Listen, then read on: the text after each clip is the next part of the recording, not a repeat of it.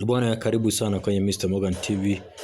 Kama kawaida tuko na online TV show, na kama leo tumemwekea stories ambazo zinaumiza Wakenya wengi sana.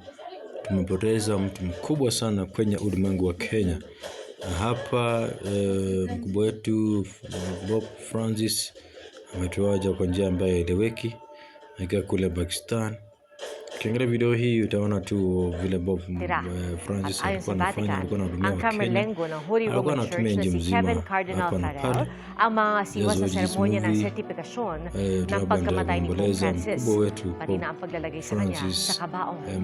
Ang Camerlengo ang magpapatakbo pansamantala sa simbahan sa panahong walang nauupo bilang Santo Papa o ang tinatawag na sede vacante. Kwa Mola. Hanggang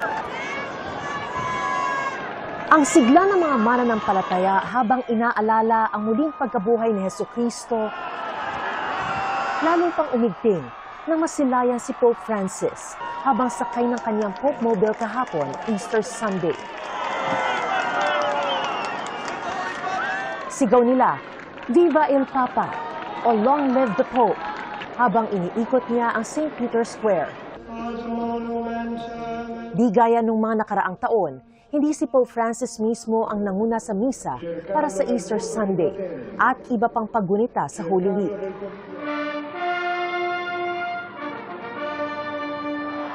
Pero nagpakita ang Santo Papa sa balkonahe ng St. Peter's Square para sa tradisyonal na Urbi et Orbi blessing. Cari fratelli e sorelle, buona Pasqua.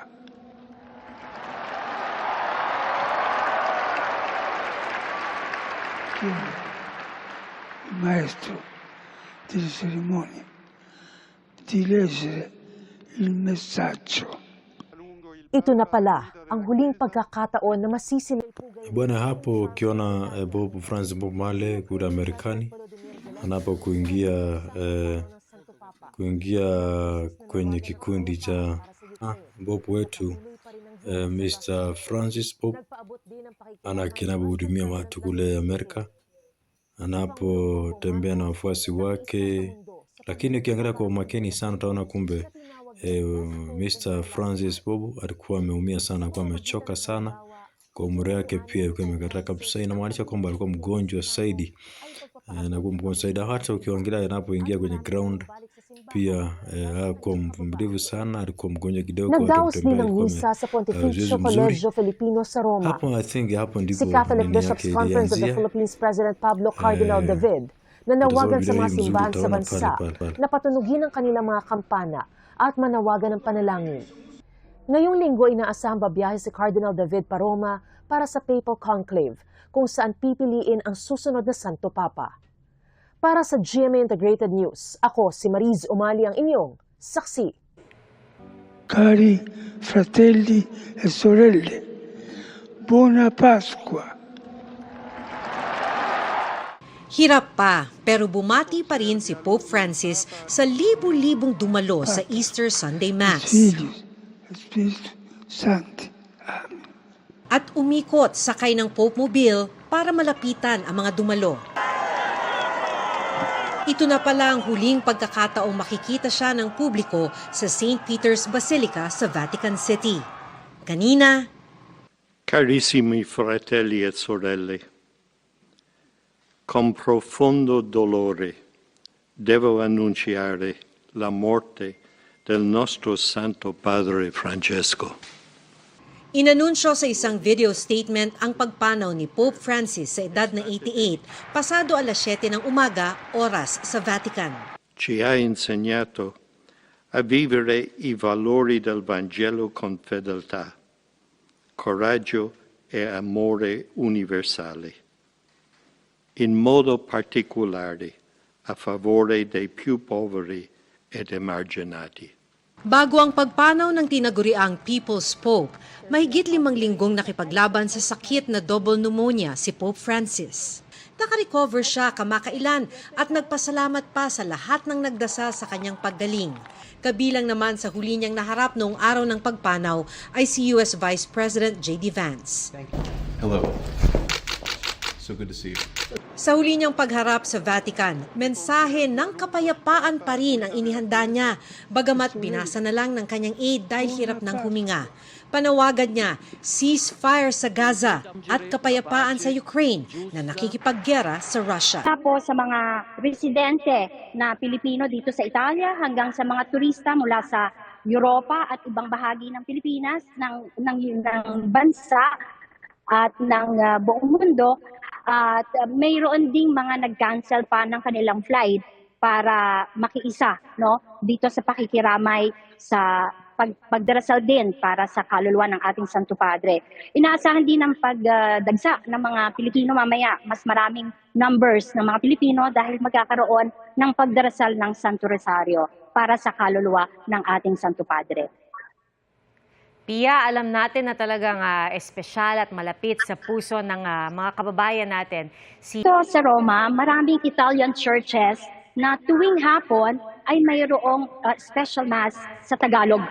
So sigurado na special intention na ang mga panalangin at ang mga mass ay ino-offer na para sa ating Santo Padre. Nahandyan ang Filipino chaplaincy at ang Filipino chaplain natin na Pilipino na nagsisimula na rin ng mga pamisa, no, para mag-alay ng panalangin para sa ating Santo Padre. At siyempre pa nahandyan ang Colegio Filipino kung saan nakatira ang mga kapariang Pilipino, no, na sigurado ay mayroon na ring misang nagaganap at dire-diretso na ito, ano, at magmula ngayong araw magkakaroon ng mga pagdarasal ng Santo Rosario at siguradong pagka-open na sa publiko ang labi. Paghalik sa paa ng dalawang babaeng inmate sa isang youth prison. Pati ang paghalik niya sa mga kabataan, may kapansanan man o wala. Ganyang klaseng pagmamahal ang ipinaramdam ni Pope Francis. Sa kanyang mga aksyon, pinatunayan ng Santo Papa na siya ang People's Pope. Nakilala rin si Pope Francis bilang isang football fan, kung saan nagbigay suporta rin siya sa kanyang paboritong koponan, ang Argentina na kanyang home country. Inalala rin siya bilang isang palabirong Santo Papa. Pati si Spider-Man, nakamayan pa niya. Hanggang sa outer space, dama rin ang pagmamahal ni Pope Francis. Sua Santità, buongiorno, benvenuto sulla Stazione Spaziale Internazionale tra di noi, tra l'equipaggio della spedizione 52 e 53. Buongiorno, buonasera, perché quando sei nello spazio ormai si sa. Nabigyan pa nga siya ng sarili niyang Blue Jump astronaut suit. Hindi lang din sa tao ipinadama ni Pope Francis ang kanyang malasakit at pagmamahal, kasama na rin dyan ang mga hayop. Labis-labis din ang pagmamahal ng Santo Papa sa mga nadamay at apektado ng giyera, kagaya na lang sa Syria. Nakipagkamay rin siya sa mga Syrian refugee. Minsan na rin naiyak ang Santo Papa sa gitna ng pagdarasal para sa mga nagdurusang Ukrainian dahil sa giyera. Isa rin sa mga tumatak sa mga nagmamahal kay Pope Francis ang kanyang litrato habang pinagdarasal ang buong mundo sa gitna ng pandemya. Iniwan man tayo ng isa sa pinakaminahal na Santo Papa, tiyak na hindi malilimutan ng lahat ang pagmamahal na ipinaramdam ni Pope Francis sa ating lahat. Para sa GMA Integrated News, ako si Ian Cruz, ang inyong saksi. Hanggang sa huli, inilaan ni Pope Francis ang kanyang panahon sa paglilingkod sa kapwa. Kaya iba ang kirot ng kanyang pagpanaw, lalo na sa mga taong minsan niyang nakasalamuha, gaya ng isang Pilipino na ibinahagi ang kanyang karanasan. Ating saksihan. November 2024, ng personal na makausap ng De La Salle graduate na si Ken, si Pope Francis. Wenzangu, wacha kazi kumkaribisha mwenzangu ambaye kule Marekani higher education. When I posted this also in social media, sobrang emotional po and sobrang thankful when Pope Francis mentioned, is this for me? And sobrang nakangiti po siya ng sobrang laki po. Dahil nung time po talaga po na yun is lahat po kami is we have the opportunity, every one of us, to talk with Pope Francis. Kung ano po yung advocacy po namin, what we did So ni-share ko po kay Pope Francis. Noong araw na yon, tila nagbago ang buhay niya. I'll give my best to be a better version of myself and to also serve the community with the guidance of Pope Francis. Kaya kakaibang kirot ang hatid kay Ken nang balitang pumanaw na ang 88 anyos na Santo Papa na hanggang sa mga huling araw, paglilingkod pa rin sa simbahan at sa kapwa ang isinasabuhay.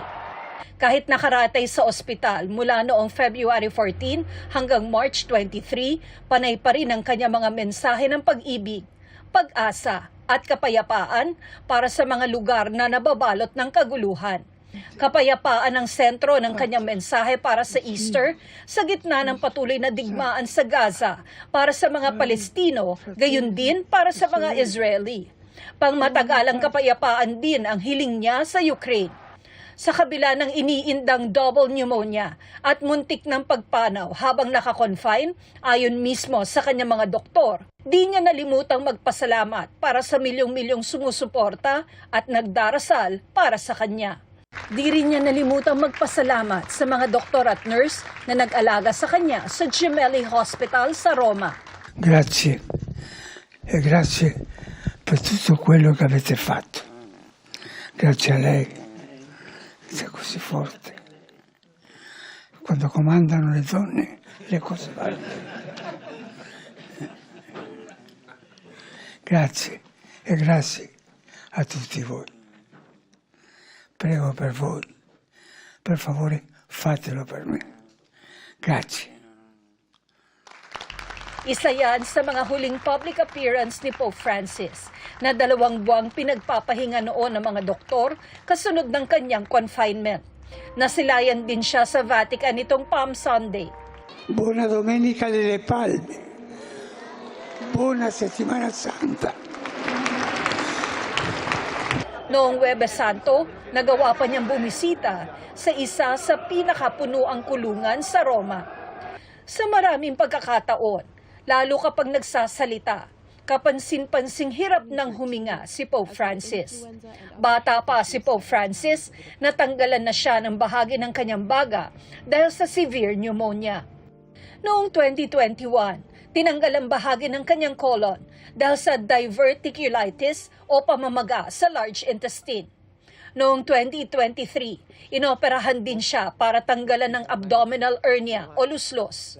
Meron din siyang sciatica, isang kondisyon sa nerves na nagdudulot ng pananakit ng balakang, likod at binti. Iniinda rin niya ang problema sa kanyang tuhod. Ang kanyang double pneumonia nitong Pebrero, itinuturing na pinakamatinding health crisis ng 12 taong panunungkulan bilang Santo Papa. At umaga ng April 21, pumanaw si Pope Francis sa kanyang residence sa Casa Santa Marta sa Vatican. Noong 2023, sinabi ni Pope Francis na napili niyang paghimlayan ng kanyang labi ang Basilica of Santa Maria Maggiore sa Roma na malapit sa kanyang puso dahil sa kanyang debosyon sa Birheng Maria. Thank you for watching this video. Unapomwendelea kumpumzisha Mr. Francis, subscribe, like and comment. Thank you.